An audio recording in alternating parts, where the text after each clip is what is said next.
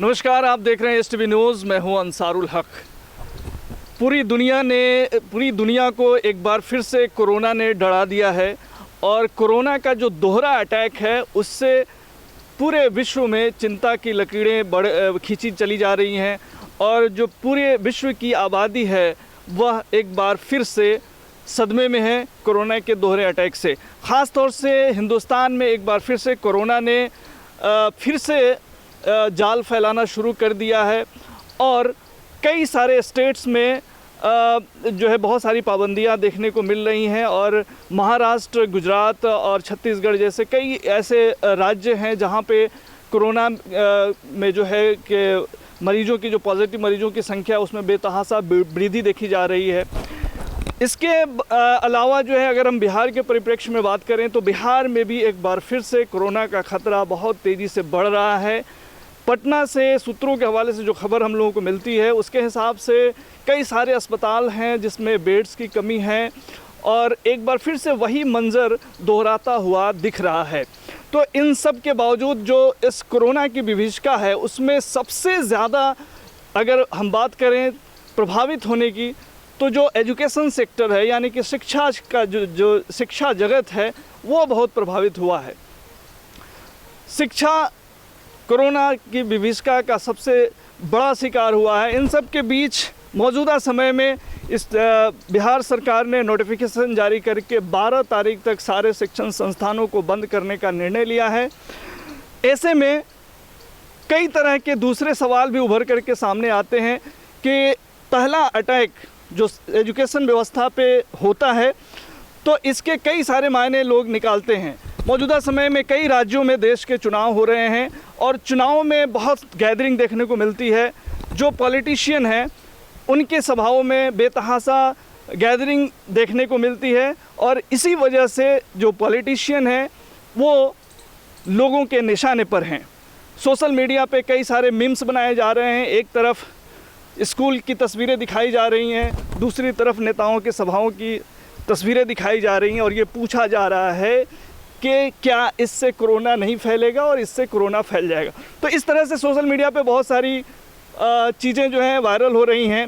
लेकिन इन सब के बीच जो कोरोना का दूसरा अटैक है वह कितना ख़तरनाक है और क्या स्कूल कॉलेजों को बंद कर देने से या स्कूल कॉलेजों को बंद कर देना ही इसका एकमात्र उपाय है। इन तमाम विषयों पर बात करने के लिए आज हमारे साथ कुछ मेहमान मौजूद हैं। आइए सबसे पहले इनसे हम आपका परिचय करा देते हैं। आज के हमारे इस डिबेट में जो पैनलिस्ट हैं उसमें डॉक्टर फैसल आलम साहब हैं, मोतिहारी में बतौर सर्जन जो है प्रैक्टिस करते हैं और कोरोना जो पिछला दौर गुजरा है उसमें इन्होंने बहुत सारे काम किए हैं तो तजर्बा इनका काफ़ी अहम है। सर आपका बहुत बहुत स्वागत है। Thank you.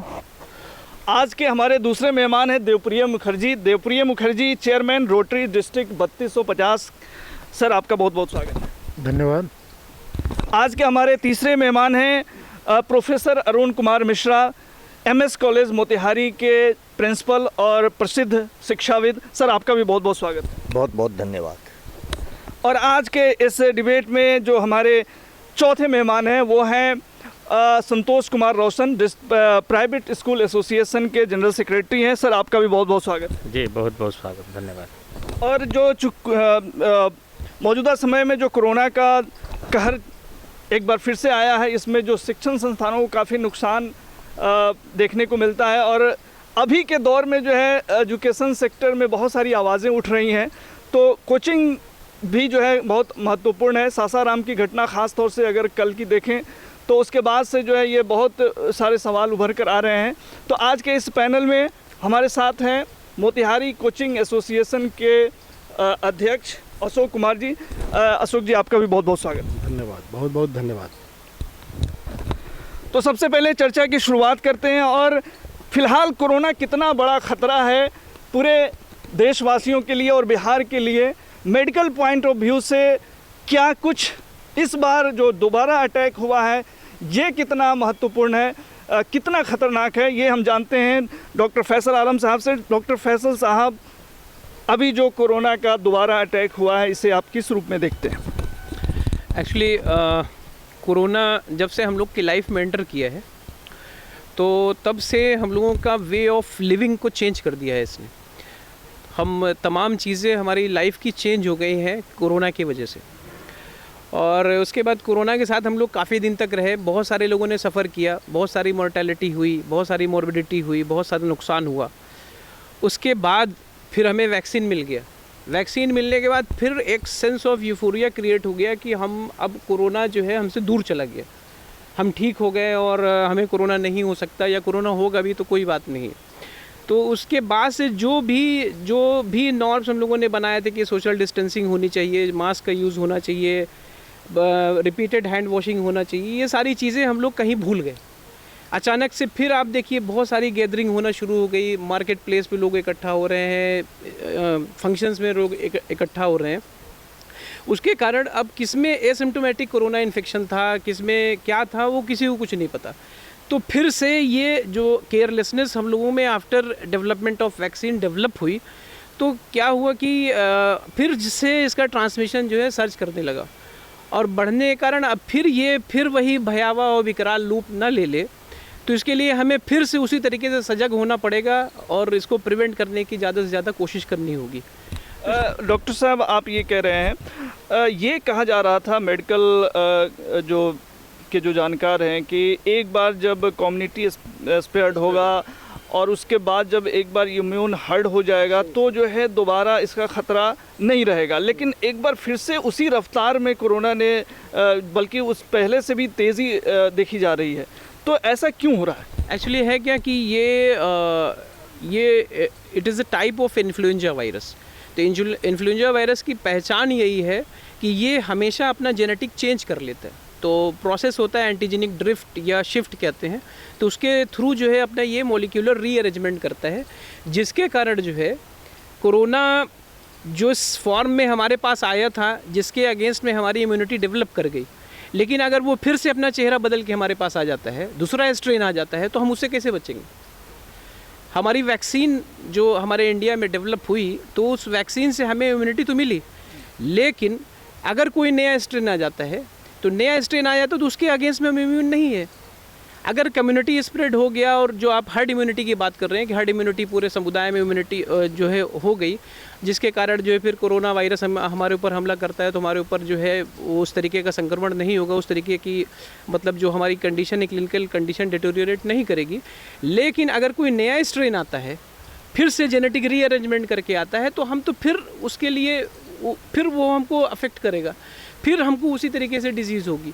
तो इसलिए वैक्सीन भी ठीक है, सारी चीज़ें ठीक हैं, लेकिन जो हम नॉर्म्स पहले बना चुके हैं कि सोशल डिस्टेंसिंग होना चाहिए, गैदरिंग कम होनी चाहिए, मास्क का यूज़ होना चाहिए, रिपीटेड हैंड वॉश होनी चाहिए, वो तो करना ही पड़ेगा किसी तरीके से। तो सजग रहने की ज़रूरत है। इन सब के बीच जो प्रभाव हो रहे हैं कोरोना के, एक बुरा दौर पूरे मानव जाति ने देखा है, अब फिर से जो रिपीट हुआ है, तो एक बार फिर से वही परिकल्पना लोग कर रहे हैं कि कहीं फिर से वही दिन देखना ना पड़े, अब बल्कि अब देखने के लिए लोग तैयार भी हो रहे हैं। तो इन सब का सामाजिक स्तर पे क्या जो है इफेक्ट पड़ रहा है, हम जानते हैं देवप्रिय मुखर्जी जी से। देवप्रिय मुखर्जी जी, आप ये बताएं कि जो है इसका जो अभी फ़िलहाल जो दोबारा अटैक हुआ कोरोना का, इसका सोशल लेवल पे, मास लेवल पे जो है, चूँकि आप एक बड़े सामाजिक कार्यकर्ता भी हैं, तो किस रूप में देखते हैं? क्या लोग जो है इसको उसी हिसाब से लेंगे जैसा पहले लोग सजग थे? ऐसा है कि ये पहली बार जब कोरोना वायरस स्प्रेड किया तो लोग काफ़ी भयभीत थे, और जैसे जैसे गवर्नमेंट डायरेक्टिव आते गया, लोग फॉलो किए, मास्क लगाना, सोशल डिस्टेंसिंग, लॉकडाउन सब होता गया। लेकिन ये साल भर बीतने के बाद अब लोग ये सोच रहे हैं कि जे भाई हमको इसी में जीना है, और थोड़ा रिलेक्टेंट ज़रूर हो गए हैं। और जिसके चलते जो हम लोग तो छोटे जगह में हैं, उतना खास भीड़ भाड़ नहीं होती है, लेकिन बड़े शहरों में जहाँ पॉपुलेशन बहुत ज़्यादा है, वहाँ जैसे महाराष्ट्र वगैरह में है, दिल्ली में है, तो वहाँ तो अभी बहुत लार्ज स्केल में इसका स्प्रेड हो रहा है। तो ये मेरे समझ से हम लोगों को अभी और ज़्यादा सावधान होना चाहिए, रिलेक्टेंट नहीं होके और ज़्यादा सावधान होना है। और जैसा कि अभी डॉक्टर साहब ने बताया कि सोशल डिस्टेंसिंग और मास्क एंड हैंड वॉश, ये 2-3 चीज़ को अगर हम लोग लेके चले, हालांकि कोई ख़ास दिक्कत नहीं है इसको करने में, तो ये 2-3 चीज़ अगर हम लोग फॉलो करें तो हमको लगता है कि ये लॉकडाउन वगैरह से हम लोग बच जाएंगे। क्योंकि लॉकडाउन एक बार फिर से आए तो इकोनॉमी को बहुत बड़ी धक्का लगेगी, और हमको नहीं लगता कि गवर्नमेंट भी चाहेगी कि फिर से लॉकडाउन हो। इसलिए ये हम सभी रेस्पॉन्सिबल नागरिकों का ये कर्तव्य है कि ये सब नॉन फॉलो करें और इसको और स्प्रेड होने से रोके। ये बहुत बड़ी बात है कि हम सभी नागरिकों की यह जिम्मेदारी बनती है कि इन सिचुएशंस में कि वो जो लॉकडाउन वाले सीन जो हमने देखे हैं उसे ना देखना पड़े। हम यहाँ पे महत्वपूर्ण विचार लेना चाहेंगे। एमएस कॉलेज के प्रिंसिपल डॉक्टर अरुण मिश्रा जी हमारे साथ हैं। सर, हम आपसे शिक्षा जगत में इसके कोरोना के वजह से जो नुकसान हो रहे हैं उस पर भी बात करेंगे, लेकिन फ़िलहाल हम आपसे प्रारंभिक टिप्पणी ये जानना चाहेंगे कि अभी जो कोरोना का री-अटैक हुआ है इसे आप किस रूप में देख रहे हैं? ये जो दूसरा अटैक है ये बड़ा भयावह है, ख़ास तौर से महाराष्ट्र में और दिल्ली में। और इसके लिए जैसा कि डॉक्टर साहब ने बताया कि मास्क, सैनिटाइज़र इत्यादि की व्यवस्था होनी चाहिए। कॉलेज में भी बच्चे आ रहे हैं, जबकि प्रतिबंधित है अभी आना, लेकिन भूले भटके बच्चे आ जाते हैं तो हम मास्क पे जोर देते हैं। मास्क बहुत ज़रूरी है इस समय में लगाना, चूँकि इस बार जो बदला हुआ कोरोना है वो पहले से ज़्यादा तीव्रतर और ज़्यादा खतरनाक है। पहले से ज़्यादा तीव्र है और कई सारे मीडिया रिपोर्ट्स में ये बातें सामने आ रही हैं कि इस बार जो है कोरोना का जो री-अटैक हुआ है ये बहुत तेज़ी से फैल रहा है, और ख़ास तौर से इसमें युवा वर्ग जो है ज़्यादा प्रभावित हो रहे हैं। Santosh Kumar रोसंजन private school association के आप अध्यक्ष हैं, अभी जो सेक्रेटरी हैं, लेकिन अभी जो ये बताएं कि जो कोरोना का जो फ़िलहाल जो अटैक हुआ है इसे आप प्रारंभिक रूप से किस रूप में देख रहे हैं? बिल्कुल, निश्चित रूप से यह वायरस पहले से ज़्यादा खतरनाक है, लेकिन मेरा मानना है कि निजी विद्यालयों में सबसे ज़्यादा प्रिकॉशन होती है। हम लोग पूरा कोविड-19 का जो फॉलोअप जो सरकार ने दिया है उसका हम लोग पालन करते हैं। सोशल डिस्टेंसिंग, मास्क का यूज़, बार बार कंटिन्यूसली हैंड वॉश इत्यादि सारी चीज़ें मुझे लगता है कि सब जगहों से बेहतर प्राइवेट स्कूल में होती है। तो जो है आप स्कूल की तरफ मैं उस मुद्दे पर भी आता हूँ। आप बताएं अशोक मिश्रा जी, आप क्या कहेंगे? जी बताएं। Actually, being man belonging to education and seeing very closely the education system of Bihar, corona का जो अटैक हुआ उसमें शिक्षा पूरा पिछले 1 वर्ष में चरमरा गया। इससे हमारे छात्र और शिक्षक दोनों बुरी तरह प्रभावित हुए हैं। शिक्षक जो प्रभावित हुए हैं उनकी जो पीड़ा है हम लोगों के पास पहुंचती है, परंतु अब छात्र भी जो पीड़ा महसूस कर रहे हैं, एक तरह से उन्हें अध्यापन से, अध्ययन से वंचित होना पड़ रहा है। खैर, हमारी सरकार तो ज़्यादा जवाबदेह है। It's feeling directly responsible for all. In fact government is responsible. High level committee, disaster management committee, contemplating partial lockdown और क्लोजिंग ऑफ इंस्टीट्यूशंस। मेरे तरफ से मैं अपील करना चाहता हूँ कि शिक्षा को हमारा प्रयास होना चाहिए कि हर हाल में इसको बचाया जाए। लॉकडाउन या क्लोजिंग ठीक है, गवर्नमेंट का अपना स्टेप है, वो ज़्यादा बेहतर समझ रही है, लेकिन हम लोग ये चाहते हैं, अपील करना चाहते हैं कि आम लोगों से भी, शिक्षक और छात्र से भी, कि we must feel the vicarious liability of this all to maintaining social distancing, sanitisation, hand washing very frequently. ये हमारे भारत की पुरानी परंपरा रही है कि we maintain the social distancing. At the same time कहीं भी जाते थे तो हाथ धोते थे, पैर धोते थे, और उस परंपरा की तरफ हमको शायद कोरोना वायरस पुनः भेजना चाह रहा है कि हम हाथ नहीं मिलाएं, हैंडशेक नहीं करें, नमस्कार करें हाथ जोड़कर। और इस परंपरा को अगर हम पुनः अपनाते हैं तो इस तरह से जो डॉक्टर साहब ने कहा, हमारे अरुण कुमार जी ने कहा, प्रिंसिपल साहब, सेक्रेटरी साहब ने कहा, रोटरी क्लब के, इन लोगों की जो बातें हुई हैं उससे स्पष्ट आता है कि बीच में जो हम लोग यूफोरिया में आ गए, जैसे कि डॉक्टर साहब ने कहा, ये feeling of happiness, corona has gone, the panic is now over, there is no any panic further, और फिर हम पुनः उसी तरह से पूरा रिलक्टेंट हो गया, जैसा कि हमारे सेक्रेटरी साहब ने कहा। तो ये रिलक्टेंस टुवार्ड्स द मेंटेनिंग इस discipline, the discipline must not be feel imposed from somewhere else, but self generated discipline and responsibility we just maintain. ये तो तमाम चीज़ें जो आप बता रहे हैं प्रिवेंशन के लिए ज़रूरी हैं, लेकिन अभी ऐसे कंडीशन में जो सरकार ने स्टेप लिए हैं, तो इसमें इसके तहत जो है 12 तक जो है जो शिक्षण संस्थान हैं उनको जो है क्लोज़ करने को कहा गया है। तो इस सरकार के इस फैसले को आप किस रूप में देखते हैं? I just don't comment anything because I belong to government sector also nowadays, and I am with government and decision. But at the same time, I'm appealing that we have to save the educational institution from lockdown and closing down, because students are feeling panic. They are just deprived of the opportunity to have education.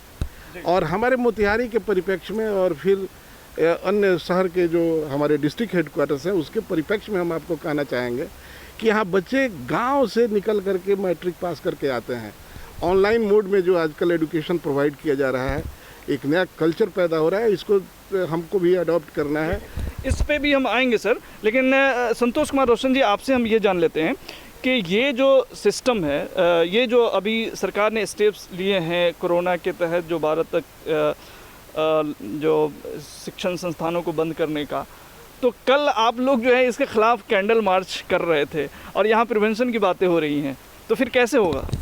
नहीं, हमारा स्पष्ट कहना है बिहार के माननीय मुख्यमंत्री जी से और शिक्षा मंत्री और इससे संबंधित सारे पदाधिकारियों से कि अगर आप संपूर्ण लॉकडाउन लगाना चाहते हैं तो संपूर्ण लॉकडाउन लगाइए, लेकिन सिर्फ आप शिक्षा जगत को आप टारगेट कर रहे हैं, यह कहीं से उचित नहीं है। विगत 1 साल से जो बच्चों का भविष्य अंधकारमय हुआ है, बच्चों में जो विकृतियाँ आई है, अब उसको पटरी पर लाने में 2 महीने में जितने संस्थान काम किए हैं, फिर आप ये आंशिक रूप से जब आप लॉकडाउन लगा रहे हैं, इससे शुरुआती दौर में जब पाठ्यक्रम शुरू होने वाली थी, ऐसी स्थिति में फिर सारे बच्चों का भविष्य अंधकार में दिख रहा है। साथ ही इसमें जो लाखों लोग जो जुड़े हुए हैं इस स्वरोजगार से, आपने किसी को कोई मदद नहीं किया, किसी प्रकार आपने अनुदान नहीं दिया, तो आप फिर ऐसी स्थिति में लॉकडाउन लगा रहे हैं, कहीं से उचित नहीं है।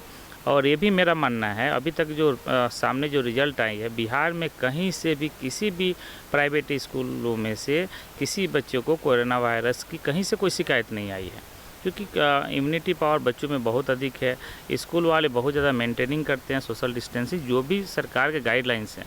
हमारा मानना है स्पष्ट रूप से आप गाइडलाइंस के अनुसार हमें स्कूल चलाने का मौका दीजिए, क्योंकि आप विद्यालय जो स्वरोजगार के केंद्र है, आप यहाँ लोग युवक रोजगार के लिए भटक रहे हैं और निजी संस्थान लाखों लोगों को एक रोजगार मुहैया कर रही है। बहुत सारे लोग आर्थिक तंगी के शिकार हो गए हैं, कई लोग अपना व्यवसाय बदल दिए, कई लोग आत्महत्या कर लिया, सुसाइड करने पर मजबूर है। ऐसी परिस्थिति में अगर सरकार इस तरह की लॉकडाउन लगाएगी, अब हम लोग इसको सहने वाले नहीं हैं। इसलिए आगे लॉकडाउन नहीं लगे, इसके लिए हम लोग पहले से ही सतर्क हैं और किसी भी परिस्थिति में हम लोग सरकार से जूझने के लिए तैयार हैं। जब संपूर्ण लॉकडाउन लगाना हो तो लगाएं, लेकिन आप इन तमाम टीचरों को आप अनुदान की राशि दें ताकि वे अपनी जीविका चला सकें। ये बहुत बड़ी बात है कि जो एजुकेशन सेक्टर से जुड़े लोग हैं, जो शिक्षक हैं, कई सारे शिक्षकों के बारे में आया कि बहुत भुखमरी के कगार पे पहुंच गए, क्योंकि इस कोरोना की वजह से पूरा एजुकेशन सेक्टर जो है तबाह होकर के रह गया। ख़ास तौर से जो कोचिंग संचालक थे या जो प्राइवेट स्कूल है, छोटे छोटे जो स्कूल थे, जो उनकी जीविका का एक साधन था, तो एक बहुत बड़ी गंभीर समस्या रही है। लेकिन अब जब धीरे धीरे ज़िंदगी पटरी पे आ रही थी, तो अचानक से जो कोरोना का रीअटैक हुआ है, यह अपने आप में कई लोगों की चिंताएं बढ़ा दिया है। सर, क्या समझते हैं आप, जो अभी सिचुएशन है उसमें शिक्षा व्यवस्था को भी बहाल रखते हुए क्या कुछ निदान निकल सकता है क्या? देखिए, यहाँ तो ये न है कि दूरी ज़रूरी है, तो जब दूरी ज़रूरी है तो दूरी तो बरतनी पड़ेगी। इसीलिए ऑनलाइन का प्रावधान किया गया है। मैं यह मानता हूँ कि ऑनलाइन से व्यक्तित्व का विकास नहीं हो सकता। महात्मा गांधी कहा करते थे कि पाठ्य पुस्तकें और कक्षा जो है क्लासरूम वो तो बहाना है, शिक्षक अपने आप को ढालता है अपने शिष्य में जा कर के उस बहाने से। तो जो क्लासरूम में टीचर का जो पर्सनालिटी प्रविष्ट होता है अपने छात्रों में, वो तो इसमें नहीं हो पाएगा। लेकिन ये इतना भयावह है, टेलीविज़न चैनल पे आप देखते हैं कि मर गया है, उसको कोई देख नहीं सकता, उसको कोई छू नहीं सकता, उसको दफन करने से भी लोग डरते हैं, उसको जलाने से भी लोग डरते हैं। तो इतनी जो इसकी भयावहता है, इसमें फिर एक जगह पे भीड़ को हम समायोजित करें तो उससे विस्फोट का खतरा होता है। अभी ताज़ा उदाहरण आपने देखा, सेंट स्टीफन कॉलेज के बच्चे डलहौजी गए सैर करने और 30-32 बच्चे उसमें संक्रमित। पूरे भारत में एक भीड़ तंत्र है, सिर्फ उन सभाओं में ही नहीं, रेलवे स्टेशन पे आप जा कर के देख लीजिए, बस स्टैंड पे देख लीजिए, मीना बाज़ार चौक पे देख लीजिए, कोई एहतियात नहीं बरतेगा कि आपसे वो बच जाए, वो ठेलते हुए आपको निकल जाएगा। तो ये तो हमारी शिक्षा की कमी है कि हम उस बात को नहीं समझ पा रहे हैं। अभी हम उतने शिक्षित नहीं हुए हैं कि सोशल डिस्टेंस को उस तरीके से मेंटेन कर सकें। आप देखते हैं कि आप बचना भी चाहेंगे तो कोई औरत आपको धक्का दे देगी, कोई बच्ची आपको धक्का देती हुई निकल जाएगी। तो ये तो शिक्षा की कमी की वजह से है और एक भीड़ तंत्र है हमारे देश में। एक भीड़ तंत्र है और शिक्षा की कमी के वजह से इस तरह की चीज़ें हो रही हैं। लेकिन क्या यह कहना उतना उचित है? क्या समझते हैं आप सर कि जिस तरह से नेताओं की रैलियों में भीड़ हो रही है, जिनके हाथों में तमाम जिम्मेदारियों को अच्छे तरीके से निर्वहन करना है, देश की तमाम चीज़ों को दुरुस्त करके लेके चलना है, वे लोग जो है तमाम अपने चुनाव में व्यस्त हैं और किसी को किसी तरह की चिंता नहीं दिख रही है। तो क्या सिर्फ ये आम लोगों की रिस्पॉन्सिबिलिटी है या जो सरकार में बैठे लोग हैं उनकी भी रिस्पॉन्सिबिलिटी कुछ बनती है? ऑब्वियसली सरकार में जो बैठे हैं वो शपथ लेके, ओथ लेके बैठे हैं सरकार में, और आम जनता के हित का ध्यान रखना उनका पुनीत कर्तव्य है।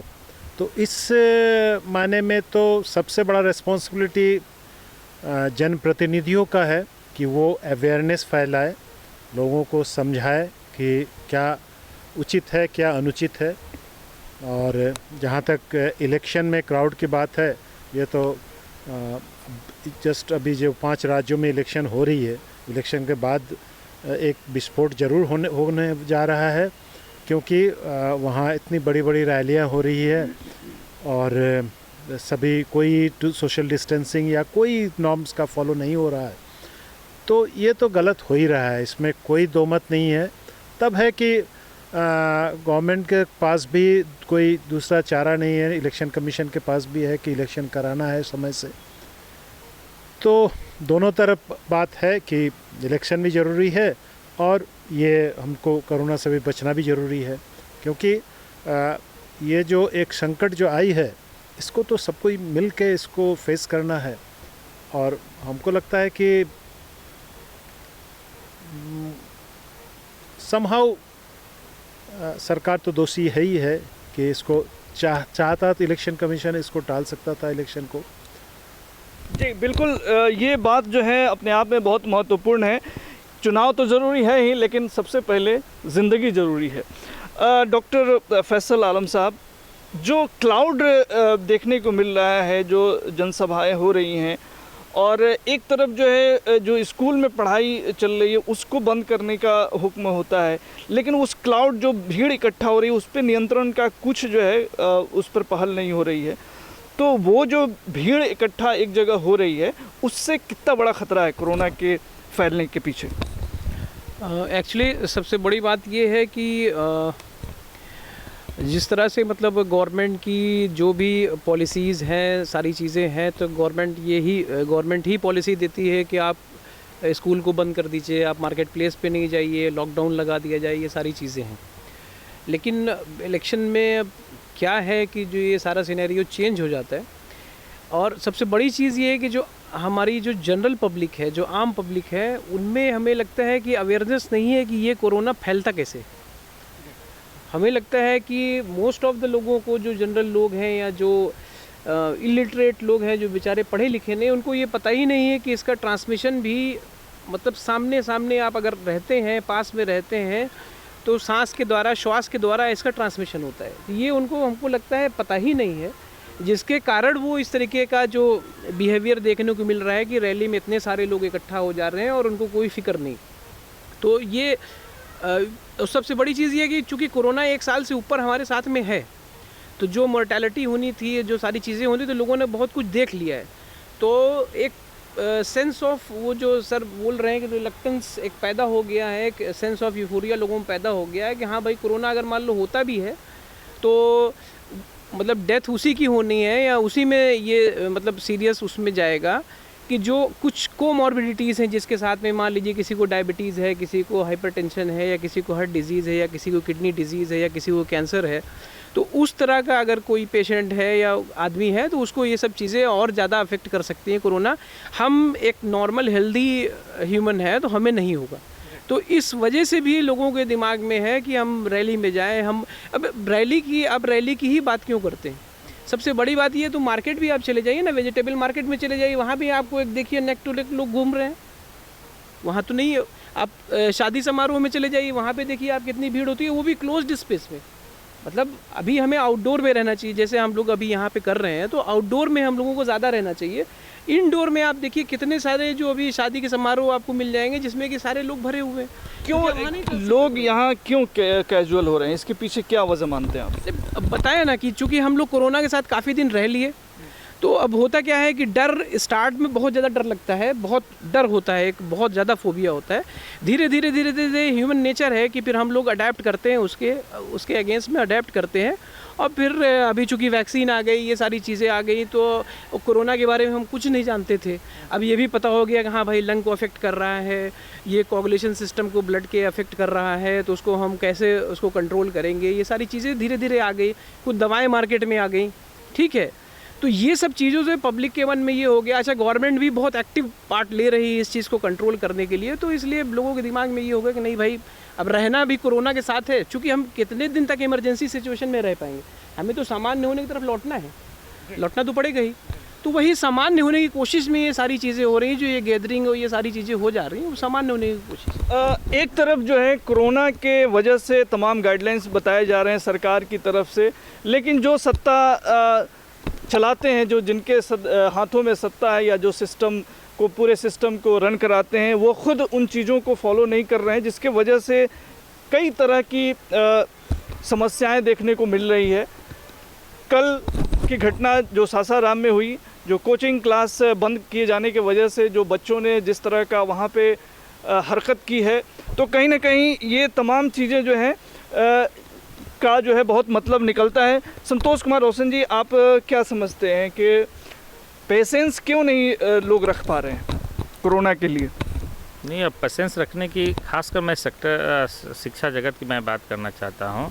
छोटे बच्चे तो किसी प्रकार पेरेंट्स अपने घर में रख लिए, लेकिन जो बड़े बच्चे हैं उनकी जो पढ़ाई गर्त में जा रही है, वो बच्चे भी घर में बैठे बैठे अब बहुत परेशान हो गए हैं। और उनको ये उम्मीद जगी थी कि अब उनकी पठन पाठन शुरू हो गई। हालांकि बच्चे सरकार के बताए हुए सारे प्रोटोकॉल को मेंटेन करना चाहते हैं और जो संचालक है वो भी करवा रहे हैं। इस दौरान ऐसी तरह की अब जो न्यूज़ उन्हें प्राप्त हो रही है कि फिर से लॉकडाउन होने वाला है, अब इसी सूचना पाकर जो बच्चे अभी घर से जो निकले थे, अभी उनका जो क्लास शुरू हो रहे थे, अभी वो पढ़ना शुरू किए थे, माहौल उनका चेंज हुआ था, और मुझे लगता है कि वो इस तरह की सूचना से वो बौखला गए। मुझे लगता है कहीं ना कहीं इसी प्रकार की इस तरह की घटना इस सासाराम को भी जन्म देती है। और मैं सरकार से पुनः आपके माध्यम से मांग करना चाहता हूँ कि आप तमाम प्रोटोकॉल लगाएं, लेकिन शिक्षा जगत को बचाएं, इसे ध्वस्त नहीं करें, और इसको जितना हो सकता है आप नियम कायदे में बांधें, पूरा प्रिकॉशन रखें। लेकिन इस सेक्टर को अगर आप रोक देंगे, चूँकि इसमें बहुत सारी आबादी इसमें शामिल है, यह ध्वस्त हो जाएगी तो पूरा सिस्टम ध्वस्त हो जाएगा, पूरा सिस्टम ध्वस्त हो जाएगा। शिक्षा जगत को बचाने की ज़रूरत है। सर, क्या कुछ रास्ते निकल सकते हैं कि क्या कोरोना के बीच जो है हम जो शैक्षणिक जो गतिविधियां हैं उसको भी सुचारू रूप से जारी रख सकें? देखिए, अभी यह देश उतना परिपक्व नहीं हुआ है। चिंता की बात यही है, आप लाख कह दीजिए लोगों से कि लगा करके आना है मास्क, वो नहीं आएंगे। आप कहिए कि एक सैनिटाइज़र की छोटी सी डिबिया रखो जेब में, वो नहीं रखेंगे। तो यहाँ जो नॉर्थ इंडिया में जो कानून तोड़ने वाली बात है कि यहाँ कानून तोड़ने में लोगों को मज़ा आता है। बाइक आड़ी तिरछी मत चलाइए, तेज़ ड्राइव मत कीजिए, लेकिन यहाँ तोड़ करके एक आंतरिक सुकून लोगों को मिलता है, युवा पीढ़ी को, कि हमने इस कानून को तोड़ दिया, इसका उल्लंघन किया। वही मज़ा इनको आज भी मिल रहा है। चूँकि मैं कॉलेज में देख रहा हूँ, कल मैंने 50 लोगों को कॉलेज के गेट से बाहर किया, इसलिए कि मास्क नहीं लगाए हुए थे। और मैं उनको बतलाता हूँ कि मास्क एक एक्स्ट्रा जेब में रख लो, एक ले कर के निकलो। ये जो भूलने वाली बात कहते हो कि हम छोड़ आए, ये बहाना नहीं है। एक एक्स्ट्रा आप रखिए, बहुत कम पैसे का, 10 रुपये का सर्जिकल मास्क मिल रहा है, बहुत सुंदर, आप उसको लगाइए। एक सैनिटाइज़र 20-25 रुपए की मिलती है, उसकी शीशी परमानेंट अपने पास रखिए। लेकिन लाख कहने सुनने के बावजूद अमिताभ बच्चन जैसी शख्सियतें यह कह रही हैं, अरविंद केजरीवाल कह रहे हैं, भाजपा के नेता लोग कह रहे हैं कि आप डिस्टेंस बरतिए, लेकिन कोई इसको मानने के लिए तैयार नहीं है। अब फिर मैं ये वही कहूँगा कि यहाँ भीड़ तंत्र की मानसिकता है। आप देखते हैं कि शहर में एक साइकिल का एक्सीडेंट हो जाता है तो 100 लोग उसके इर्द गिर्द खड़े होकर के अपना आधा घंटा खर्च कर देंगे उसको देखने में, मदद पहुंचाने वाला कोई नहीं होता। तो इस माइंड सेट को कैसे हम चेंज कर सकते हैं? तो इसलिए जब आप कॉलेज खोलिएगा, जब आप बच्चों को बुलाइएगा, तो दिक्कतें उसमें आएंगी। वो विकल्प क्या बचता है सर? पढ़ाई को भी जारी रखना है, बच्चों के करियर भी ख़राब ना हो। ऑनलाइन विकल्प चल रहा है। सेंट्रल यूनिवर्सिटी यहाँ की है, वो ऑनलाइन चल रहा है, डेली क्लासेस चल रहे हैं। जेएनयू में मेरा बेटा खुद पढ़ता है, वहाँ ऑनलाइन क्लासेस चल रहे हैं।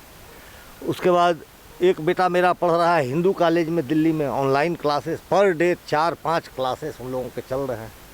तो विकल्प तो शुद्ध विकल्प यही है, ऑनलाइन क्लासेस का विकल्प है।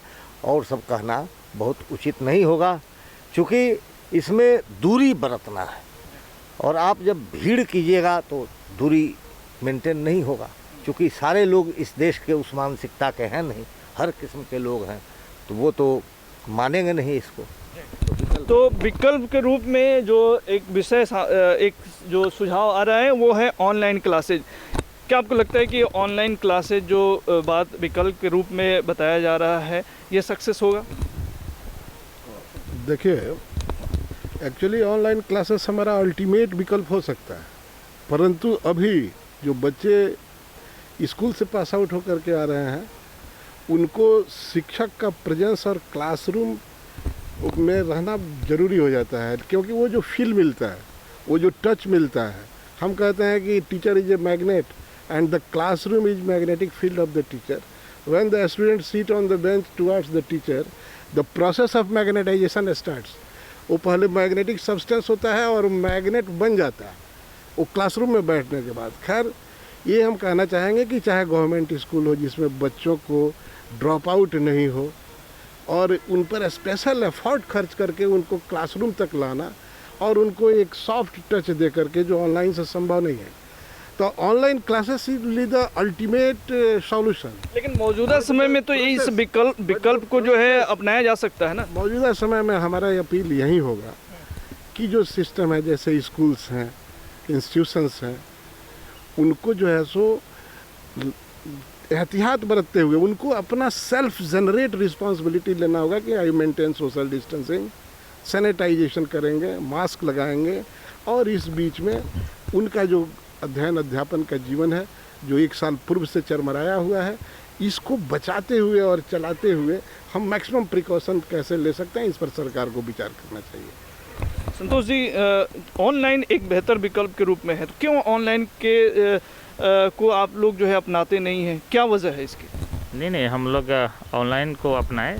और जहाँ तक अभी हम लोग का जो बिहार की जो या चंपारण की जो लोग हैं, अभी आप जानते हैं कि अभी बहुत सारे ऐसे लोग हैं जिनके पास एंड्रॉयड मोबाइल तक नहीं है।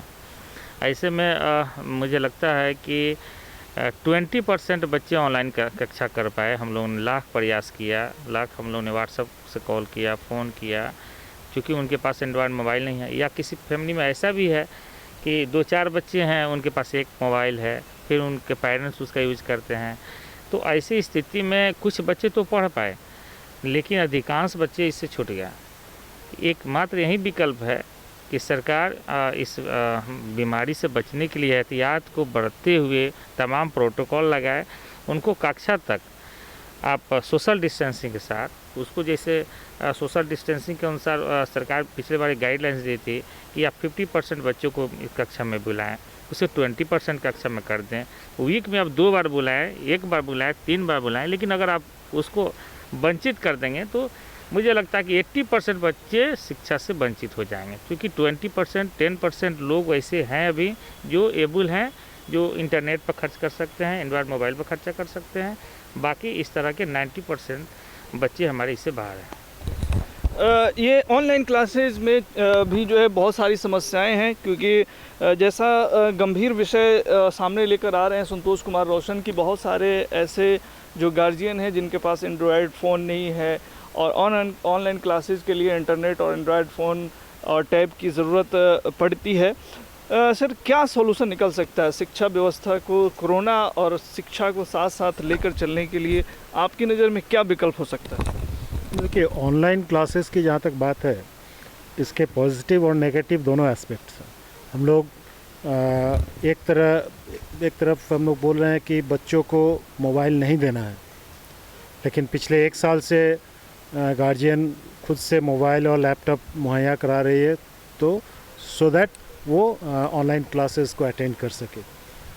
और दूसरी तरफ है कि अगर फ़िज़िकल क्लासेस हो रही है स्कूल में, बच्चों को हम लोग अलाउ कर रहे हैं, तो अभी पटना में एक स्कूल में पूरे बच्चे अफेक्टेड हो गए हैं कोरोना से, तो दोनों तरफ ये संशय बना हुआ है। तो रोशन जी का जो सजेशन था कि नॉर्म्स को मानते हुए, लेकिन उसमें ये हो सकता है कि बैच वाइज बच्चों को बुलाया जाए और प्रॉपर डिस्टेंस मेंटेन करते हुए, उसमें थोड़ा सा इनके टीचर को ज़्यादा मेहनत करनी पड़ेगी। और जैसे कि सपोज़ एक क्लास में 40 बच्चे हैं, तो एक साथ 10 ही बच्चे को बुलाए और उसको प्रॉपर डिस्टेंस के साथ बैठाया जाए और सारा ये इसको फॉलो करते हुए, सारे प्रिकॉशंस को फॉलो करते हुए वो क्लास लें। तो हमको लगता है कि चूँकि ये देहाती क्षेत्र में, और सही बताया रोशन जी कि बहुतों के पास मोबाइल है नहीं, घर में एक ही मोबाइल है, वो भी सिंपल मोबाइल है, एंड्रॉयड मोबाइल भी बहुत कम लोगों के पास ही है, तो वो लोग तो फिर शिक्षा से वंचित रह जाएंगे। तो इस केस में अगर टीचर ज़्यादा समय दे और बैच वाइज पढ़ाई हो, ठीक है, हफ्ता में एक बच्चे को 3 दिन ही स्कूल जाने का ऑप्शन मिले और प्रॉपर प्रिकॉशन के साथ ऑप्शन मिले, हमको लगता है इससे वेरी गुड रेमेडी। और इससे बच्चों को पढ़ाई भी, चूँकि कम बच्चे रहेंगे तो टीचर का अटेंशन भी ज़्यादा रहेगा बच्चों पर, और इस तरह से बहुत कुछ रिकवर। जी। प्रोफेसर डॉक्टर साहब, इस तरह का जो ऑप्शन जो बताया जा रहा है कि स्कूल जो चलाने की बात हो रही है, तो क्या इन ऑप्शन पे जो है अमल किया जा सकता है? क्या इससे ख़तरे कम होंगे? नहीं, एक्चुअली है क्यों ना कि अभी जैसे मैंने पहले कहा कि कब तक हम इमरजेंसी सिचुएशन में रह सकते हैं, हमें नॉर्मलसी की तरफ लौटना पड़ेगा। ठीक है, तो नॉर्मलसी की तरफ लौटना पड़ेगा, लेकिन हमें जो नॉर्म्स हैं, जो पॉलिसीज़ हैं, जो गवर्नमेंट के द्वारा दी जा रही हैं या जो अपने जो हेल्थ डिपार्टमेंट की तरफ से दी जा रही है, उसको फॉलो करते हुए यदि हम क्लास चला सकते हैं। अब जैसे सबसे बड़ी बात ये, classes, most of the classes जो इंडोर चलती हैं, क्लासरूम होते हैं, ये सारी चीज़ें होती हैं, तो एक ऑप्शन ये भी हो सकता है कि हम जो अभी जैसा कि सर ने कहा कि बच्चों की जो संख्या है हम कम कर दें, बच्चों की संख्या कम कर दें, उनको बैच वाइज हम बुलाएं या अल्टरनेट डे करके क्लासेस करें, या स्पेशली जो रूम्स हो वो बहुत ही प्रॉपर, जो वेंटिलेशन हो रूम्स का बहुत प्रॉपर हो, और एक स्पेसिंग जो डिस्टेंसिंग है वो अच्छी खासी मेंटेन अगर हम लोग करते हैं, या कोशिश करते हैं, अगर एक ऑप्शन ये भी कर सकते हैं कि हम लोग आउटडोर क्लासेस करवा दें। ठीक है, आउटडोर कोई अगर जगह हो, अच्छी हो, जहाँ पे शेड हो, उस तरीके से करवा दें। और बच्चों को स्पेशली पर डे मेरे को लगता है कि जो भी बच्चे स्कूल में या कोई भी एंटर करते तो सबसे पहले मेरे को लगता है कि जैसे प्रार्थना होती है, प्रेयर होती है स्कूल के समय, उसी समय बच्चों में एक मैसेज पर डे हम लोग अगर देते हैं कि भाई आपको जो है सोशल डिस्टेंसिंग फॉलो करना है, आपको रिपीटेड हैंड वॉश करनी है और आपको मास्क पहनना है, ये सारी चीज़ें अगर पर डे हम करते हैं तो कहीं ना कहीं बच्चों के दिमाग में ये चीज़ रजिस्टर करने के बाद फिर मेमोरी में एंटर कर जाएगी, लॉन्ग टर्म मेमोरी में चली जाएगी। तो फिर वो हमारा एक मतलब फिर रिफ्लेक्स हो जाएगा कि मतलब हमको ये करना ही है, मास्क पहनना ही है। जैसा कि अभी सर बोल रहे थे कि मास्क छोड़ के चले आए, हम भूल गए मास्क, तो सर ने बोला कि नहीं भाई आप कॉलेज के अंदर नहीं एंटर कर सकते। तो ये एक रिफ्लेक्स में आ जाएगा। फिर जिस तरीके से हम पर्स लेके चलते हैं या मोबाइल तो कोई नहीं भूलता, तो वैसे लोग मास्क भी नहीं भूलेंगे। ठीक है, तो ये सारी चीज़ें हम हैबिट में लाने की ज़रूरत है। और भी क्या क्या बचाव हो सकते हैं कोरोना से?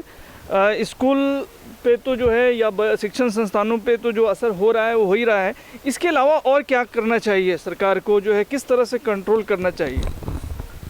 सिचुएशन तो रियली फियरफुल है, the fearing situation, it's trustable. और इस स्थिति में गवर्नमेंट के लिए भी ये बहुत ज़्यादा गवर्नमेंट इज़ नॉट एक्स्टम to think and do. First of all are facing, government के सामने भी एक सिचुएशन है कि भाई इतना जहाँ क्राउड तंत्र है, भीड़ तंत्र में जीना है, इतना ज़्यादा पॉपुलेशन है, जगह कम है, वहाँ पर डिस्टेंसिंग मेंटेन करना एक चैलेंजिंग विषय है। इसमें हमारे और गवर्नमेंट के बीच में जो एक देखने का जो तरीका है, जैसे कि government is just passing a verdict and we have to obey, इस टाइप से सोचना नहीं होगा। कैसे सोचना? हमको स्वयं, हम बार बार आपको कह रहे हैं कि हमको स्वयं एक सेल्फ जनरेटेड डिसिप्लिन पैदा करना होगा, जिसमें इन सारी बातों को कीप अप करना होगा। सेल्फ जो है खुद में डिसिप्लिन जो है लानी पड़ेगी। आप क्या समझते हैं सर? बिल्कुल, मुझे लगता है कि सबसे ज़्यादा बच्चों में ये अवेयरनेस लाई जा सकती है और बच्चे उस तरफ फॉलो भी कर सकते हैं। डॉक्टर साहब ने बहुत अच्छी बात बताई, सलाह भी दी कि हम मुखर्जी सर ने भी बोला कि हम वीक में हम गैदरिंग नहीं करें, हम उसको जैसे 40 बच्चे क्लास में हैं तो उनको 2 बार में करें, 3 बार में करें। इससे पहले भी गाइडलाइंस इस तरह आई थी और बहुत ही पीसफुली क्लास चला था। तो मुझे लगता है कि इस तरह का असेंबली की जो बातें हैं, असेंबली में बच्चों के अवेयरनेस फैलाई जाए, तो गवर्नमेंट भी और सब सेक्टरों में आम लोगों में भी चाहिए कि इसकी अवेयरनेस फैलाएं। निश्चित रूप से ये फेयरफुल है, बहुत ये भयानक है, इससे बचने का। लेकिन अगर आप इसको स्वतः स्फूर्त अगर बंद करते हैं तो समस्याएं और भी ज़्यादा बढ़ जाएगी। सर आप क्या समझते हैं, और क्या क्या कदम उठाने की ज़रूरत है सरकार को या आम लोगों को कोरोना से बचाव के लिए? देखिए, सिर्फ सरकार की जिम्मेदारी नहीं बनती है, इसमें हम नागरिकों की जिम्मेदारी बनती है। हर घर के माता पिताओं की जिम्मेदारी बनती है कि वो अपने बच्चे को अवेयर करें कि किस तरह से कोरोना काल में जूझना है। कुछ बातें इस तरह की भी आ गई हैं कि अब हमको सह अस्तित्व के साथ कोरोना के साथ जीना होगा, ये भेष बदल बदल करके ये आता रहेगा। तो ऐसी स्थिति में जो कोरोना का प्रोटोकॉल बताया गया है उसको हमको करना होगा। सरकार तो बहुत कर रही है, मुफ्त वैक्सीन दे रही है, सरकार बंटवा रही है जगह जगह पे, सरकार जगह जगह लोगों को रोक करके चेक कर रही है, जुर्माना भी कर रही है। तो सरकार तो आगे है इसमें, लेकिन यह एक ऐसी आफत है जिसने कोई देशों के बीच में भेद नहीं छोड़ा। अमेरिका जैसा शक्तिशाली राष्ट्र हो या रूस जैसा शक्तिशाली राष्ट्र हो, सब इस समय इसके मारे हुए देश हैं। तो उस स्थिति में क्या इसमें कहा जाए, इसमें बचाव ही साधन है। डॉक्टर्स भी यही बतलाते हैं कि इसमें बचाव ही साधन है। तो बचने का उपाय है मास्क और सैनिटाइज़र और सोशल डिस्टेंसिंग। तो इसका तो पालन आपको हर हाल में करना पड़ेगा, नहीं तो आपने देखा टेलीविज़न पे कि कब्रगाहों की जगहें कम पड़ गई अमेरिका वगैरह में और कुछ मुस्लिम कंट्रीज में भी। तो इतना भयावह है कि आपको सेल्फ आत्मानुशासन में चलना पड़ेगा, खान पान में परहेज करना पड़ेगा। बाज़ार का समोसा आप खा रहे हैं, कौन बना रहा है, कहाँ से मटेरियल आ रहा है, तो ये सब ध्यान देना पड़ेगा। जहाँ से आप राशन वगैरह लेते हैं तो एक ही दुकान फिक्स रखें, आपको जानकारी हो कि इसके परिवार में कोरोना नहीं हुआ है, नहीं तो कोरोना आपके घर में आ जाएगा। साग सब्जी हम लोग लगातार साल भर से धोते रहे हैं, नमक डाल करके और तमाम किस्म की चीज़ें डाल करके उसको धो करके पोंछ करके तब फ्रिज में रखते रहे हैं। तो सावधानी हटी, दुर्घटना घटी। सावधानी हटी, दुर्घटना घटी। कितने सावधान रहने की ज़रूरत है और क्या क्या चीज़ें ज़रूरी हैं इस तरह से कोरोना काल में ज़िंदगी गुजारने के लिए? अभी जैसे कोविड के लिए वैक्सीन अवेलेबल है और बहुत सारा इस वैक्सीन को लेके भी बहुत सारा भ्रांतियाँ फैली हुई है समाज में, और इस भ्रांतियों को दूर करते हुए लोगों को मोटिवेट करना होगा कि ज़्यादा से ज़्यादा लोग अपने को वैक्सीनेट करें। और जैसे कि रोटरी झारखंड गवर्नमेंट रोटरी को रिक्वेस्ट की है, रोटरी वहाँ वैक्सीनेशन के लिए बहुत अच्छा अवेयरनेस के काम कर रही है। बिहार में भी ऐसा हम लोग कर रहे हैं, लेकिन गवर्नमेंट का अभी तक कोई कॉल नहीं आया है। तो इस तरह से माने एक समय आएगा जब टोटल मास वैक्सीनेटेड हो जाएंगे, तो हमको लगता है कि ठीक है, छोटी मोटी बीमारियां तो होती रहती है, जैसे हम लोग को फ्लू होती है ठीक हो जाती है, इस तरह से ही ये उसके साथ ही हम लोग जिएंगे रहेंगे। तो लेकिन अभी का जो स्थिति है, अभी तो अपना सेल्फ डिसिप्लिन तो मेंटेन करना ही है, अपने को बचाना है और अपना काम भी करना है। खुद को बचाना भी है और काम भी करना है। सर, फाइनल कमेंट आपसे जानना चाहेंगे कि क्या क्या एहतियात बरतना चाहिए, अगर कम शब्दों में हम जानना चाहें तो? सर, अब एहतियात तो वही है, बहुत साधारण सा है, बहुत सिंपल सा है। चूँकि अगर हम लोग बहुत ही जटिल और कॉम्प्लिकेटेड बातें करेंगे तो ज़्यादातर लोगों को नहीं समझ में आएगी। तो छोटी सी वही अभी जितनी भी बातें हुई घूम फिर के वही है कि हमें सैनिटाइज़र का यूज़ करना है, हमें अपने हाथ धोते रहना है रिपीटेड, और स्पेशली मास्क का यूज़ करना है, सोशल डिस्टेंसिंग का पालन करना है हमें। और उसके साथ में साइड बाय साइड, चूँकि हमें नॉर्मल ज़िंदगी की तरफ अपने लौटना है, तो नॉर्मल सारे काम तो हमें करने ही पड़ेंगे। तो अब जैसे चूँकि मैं खुद मेडिकल प्रैक्टिशनर हूँ, तो हमें भी चैम्बर में बैठना होता है। तो सर, पहले जो चैम्बर होते थे वो चैम्बर अलग थे, वो चारों तरफ से बंद है, उसमें एसी लगा हुआ है, ये सारी चीज़ें हैं। अब हमने क्या किया कि विंडो भी खोल दिया है, डोर्स भी ओपन कर दिए हैं। तो ये वेंटिलेशन और ये सारी चीज़ें, मतलब ये हमें ध्यान रखना होगा। और एक इम्पॉर्टेंट चीज़ ये है सर कि स्पेशली हमारे मतलब हेल्थ के उसमें कि हाई इंडेक्स ऑफ सस्पिशन हमें रखना पड़ेगा। अगर कोई भी पेशेंट हमें रेस्पिरेटरी एलिमेंट से मिलता है, कोई भी रेस्पिरेटरी सिम्टम, चाहे वो अपर रेस्पिरेटरी हो चाहे लोअर रेस्पिरेटरी हो, कुछ भी हो, लेकिन हमें एक बार कोविड के बारे में ज़रूर सोचना है।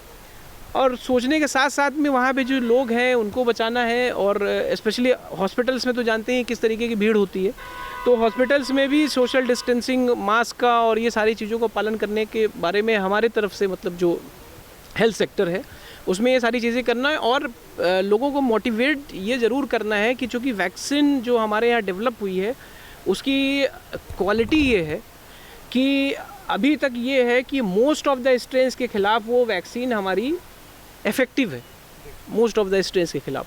तो उम्मीद कर सकते हैं कि ये बहुत अच्छा प्रोटेक्शन हमें देगी। और साइड बाय साइड जो अभी इस तरीके से जो मतलब एकदम मतलब अजीब तरह से एकदम मोर्टेलिटी हो रही थी, लोग समझ नहीं पा रहे थे कोरोना का बिहेवियर कैसा है, क्या है, तो उससे काफ़ी कुछ हम लोग बच सकेंगे। हालात को समझने की ज़रूरत है और तमाम चीज़ों को ध्यान में रख करके ले दे करके बात यहाँ जो है वो सामने यही आ रही है कि खुद सतर्क रहें और सुरक्षित रहें।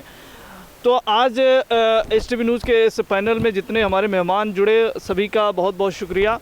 और तमाम खबरों और डिबेट्स के लिए जुड़े रहिए STV न्यूज़ के साथ। नमस्कार।